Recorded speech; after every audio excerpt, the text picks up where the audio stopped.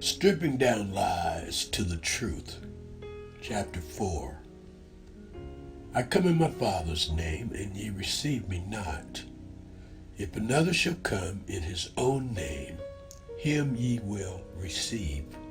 John 5:43. Now God's name is Yahuwah, or Yahweh, or Elohim.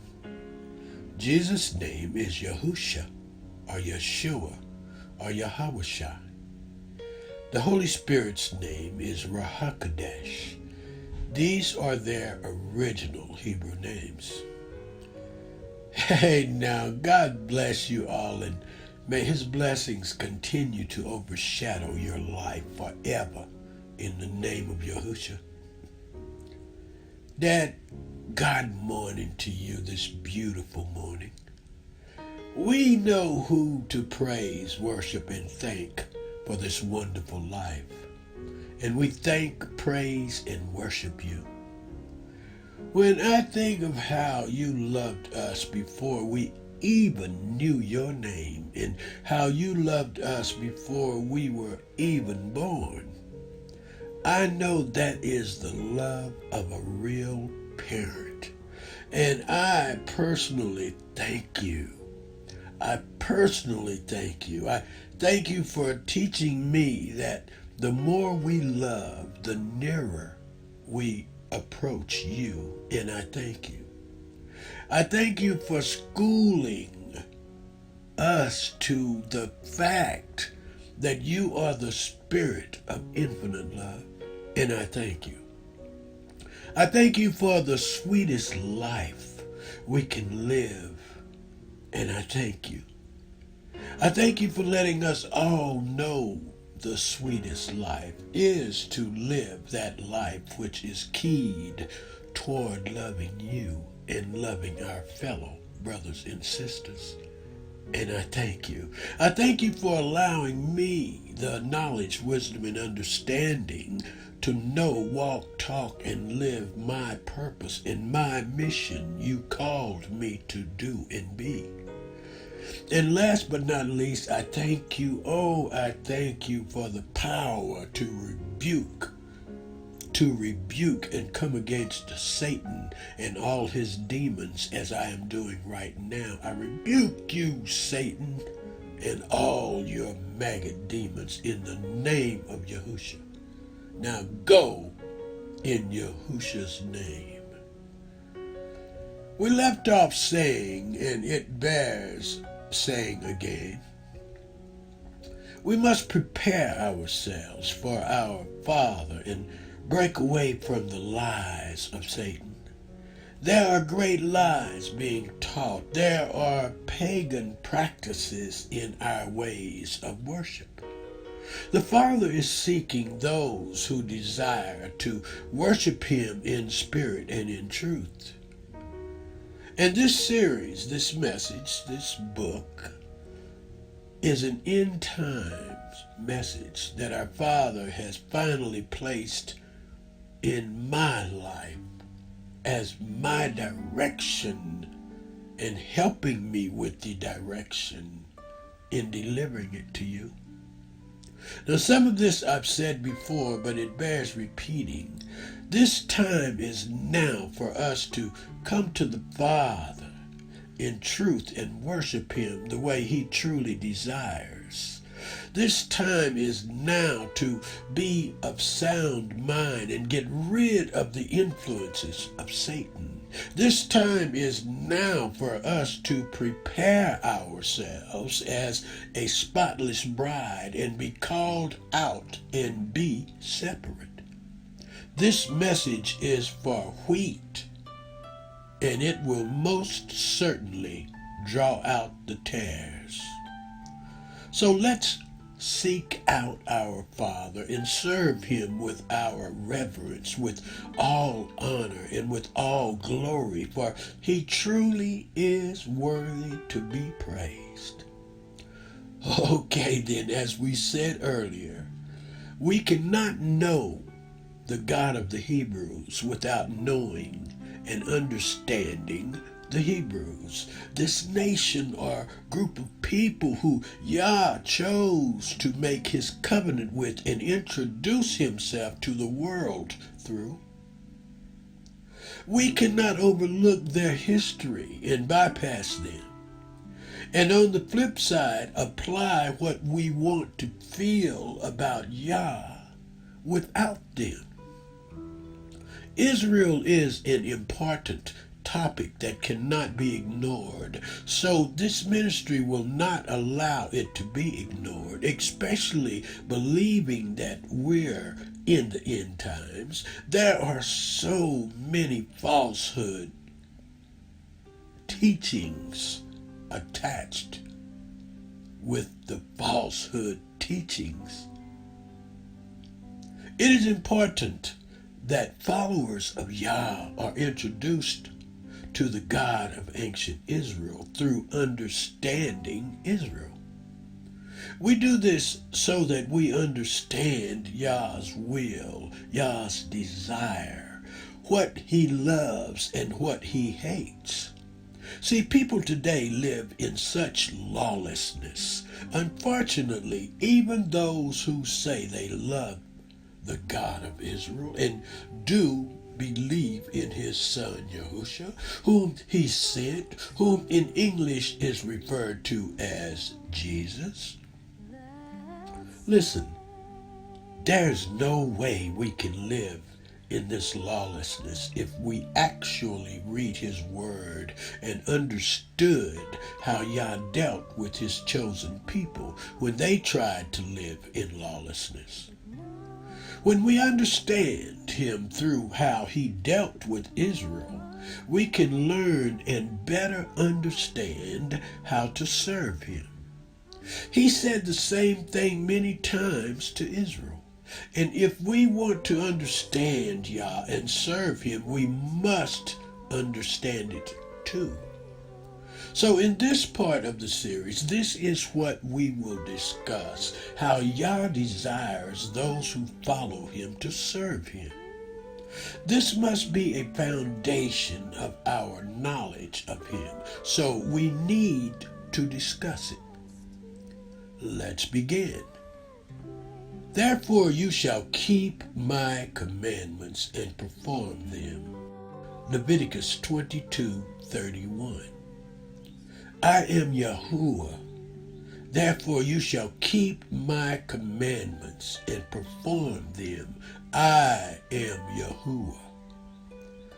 Ye shall diligently keep the commandments of the Lord your God and his testimonies and his statutes, which he has commanded thee, and thou shalt do that which is right and good in the sight of Yahuwah, that it may be well with thee, and that thou mayest go in and possess the good land in which Yahuwah swore to your fathers. That's Deuteronomy 6:17 and 18. Therefore you shall keep the commandments of Yahuwah your Elohim, to walk in his ways and to fear him. That's Deuteronomy 8:6.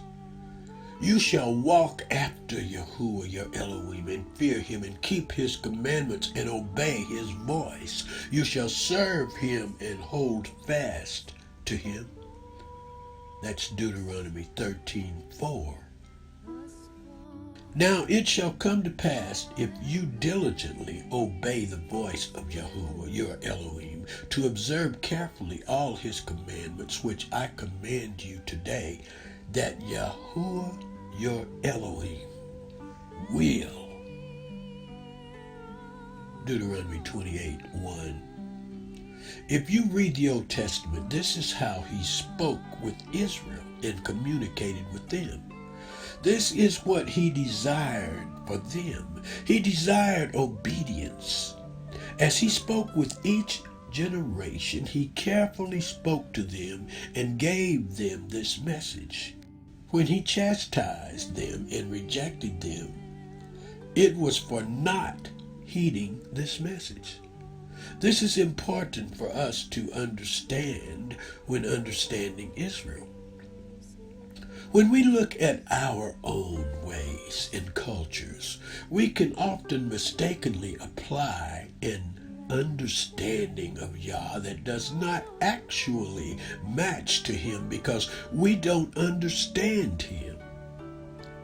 Back in ancient Israel, all those who understood and followed Messiah understood the fundamental message of obeying Yah.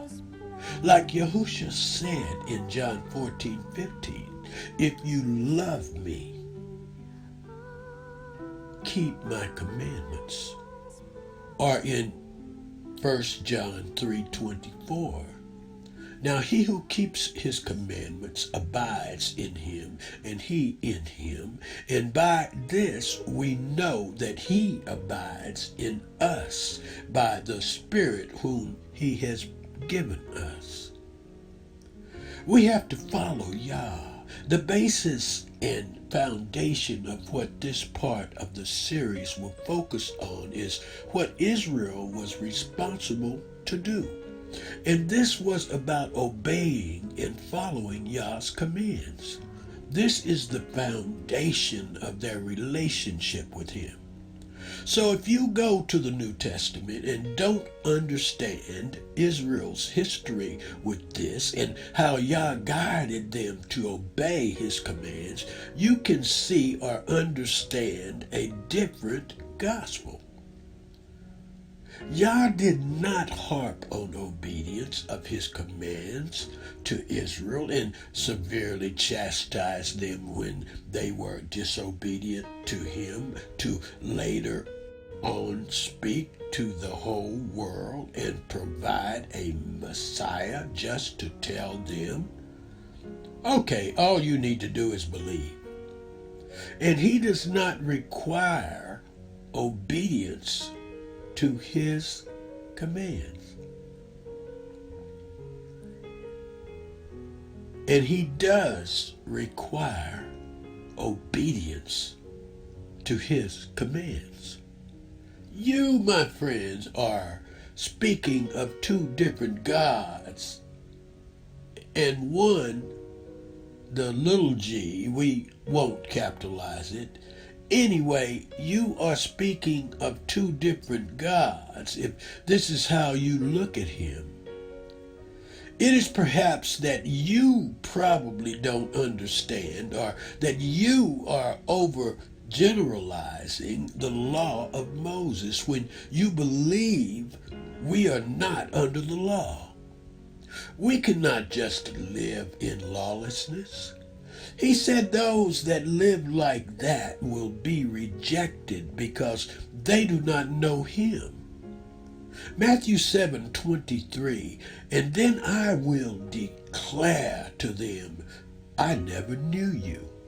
Depart from me, you who practice lawlessness. So we must place this at the forefront of our understanding of Him and how we will interact with Him.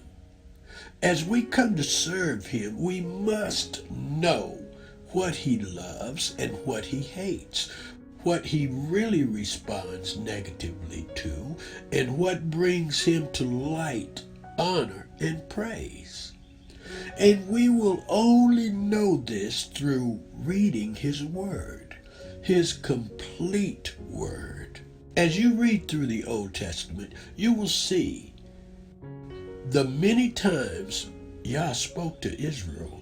You see the times when He was pleased with them and blessed them. And you will see the times when He was angry with them and cursed them. These were His people that He chose unto Himself.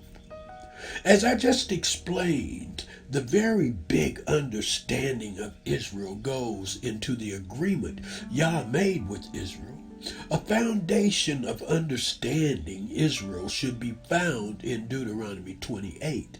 In this chapter, He says to Israel, now it shall come to pass, if you diligently obey the voice of Yahuwah, your Elohim, to observe carefully all his commandments, which I command you today, that Yahuwah your Elohim will set you high above all nations of the earth, and all these blessings shall come upon you and overtake you because you obey the voice of Yahuwah your Elohim. Deuteronomy 28, 1 and 2. And then the curses. But it shall come to pass, if thou wilt not obey the voice of Yahuwah your Elohim, to observe carefully all his commandments and his statutes, which I command you today, that all these curses will come upon you and overtake you. Deuteronomy 28:15. The chapter Deuteronomy 28 should be a fundamental part of understanding when learning and knowing Israel, because it speaks so many things. Please hear that. We will touch back on this in a more detailed way later in this study. If I may suggest that you listen or watch each of these studies or lessons at least a couple of times, once for the light bulb moment and once for the deprogramming of the falsehood you may have been taught, because it is such an important subject to understand. Keep listening. You cannot understand Israel if you have not placed this agreement they made with Yah in your understanding. It's also important because you will understand a lot about Yah and how he actually is. So many have painted him in ways that are not accurate. He does care about how we are, how we live, and how we worship him. It's often people that have not read about him in the Old Testament and how he dealt with Israel that don't really understand him. So this is an important chapter of the Bible to really grasp. Actually, the whole book of Deuteronomy really is. Israel was meant to be an example of Yah to the whole world, especially if they would have been obedient and walked in his ways. But nevertheless, everything that they did and they went through is a testimony to us. We learn of their successes and their failures. We understand Yah through their eyes because they are the only nation in the world to deal with him and have a personal covenant with him. Now, that didn't mean that people from other nations were not able to come to Yah and worship him. No, that's not true. They were called Gentiles or strangers during that time. It's important that you grasp the importance of the designation of stranger and the definition of stranger, that these people of other nations were called by Israel. Understand, they are strangers because they did not know Yah. But the blessing is, if they cling to Israel and served Israel, they would then be grafted into Yah through Israel, no longer a stranger. The foreigner or stranger was not able to dwell in Israel and serve Yah any way they chose just because they did not have a direct covenant with him. Through the example of Israel, they were taught how to serve Yah, and from that they were no longer a stranger. And if a stranger dwells with you in your land, you shall not mistreat him.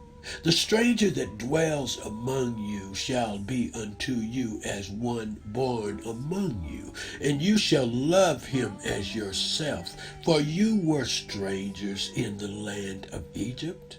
I am Yahuwah your Elohim.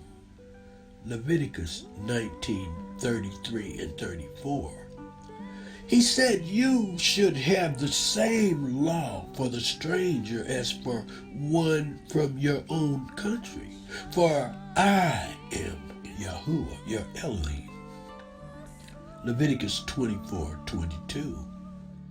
Israel was always supposed to show their ways to the rest of the world, and also not to be swayed by the ways of the rest of the world, because Israel was led by Yahuwah. Israel's purpose was that they were always supposed to be Yah's people and be the ones who declared Yah's ways and his great name to the rest of the people of the earth. As King Solomon says, as they were dedicating the first temple, moreover, concerning a stranger or foreigner who is not of your people Israel, but has come from a far country for your name's sake, for they will hear of your great name in your strong hand, your outstretched arm. When he comes and prays toward this temple, hear thou in heaven your dwelling place, and do according to all which the foreigner calls to you for, that all peoples of the earth may know your name and fear thee, as do your people Israel, and that they may know that this temple which I have built is called by your name. 1 Kings 8:41 through 43. And this was the purpose of Israel. And at the height of Israel, when Solomon was king and was dedicating the first temple, he declares to Israel, may Yahuwah our Elohim be with us as he was with our fathers.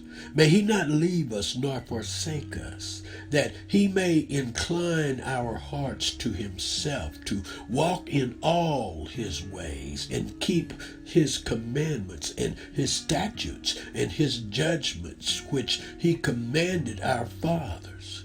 And may these words of mine, with which I have made supplication before Yahuwah, be near Yahuwah our Elohim day and night, that he maintain the cause of his servant and the cause of his people Israel, as each day may require, that all the people of the earth may know that Yahuwah is Elohim, and there is no other.